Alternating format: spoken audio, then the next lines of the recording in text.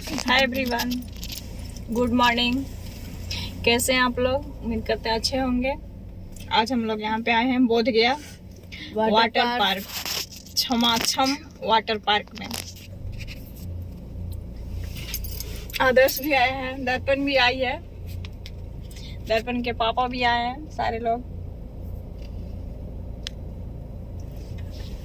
बहुत दिन से दर्पण के नहाना था वाटर पार्क में, है ना दर्पण? हाँ हाँ भैया कभी छमाछम वाटर पार्क, छमाछम वाटर पार्क, छम छम वाटर पार्क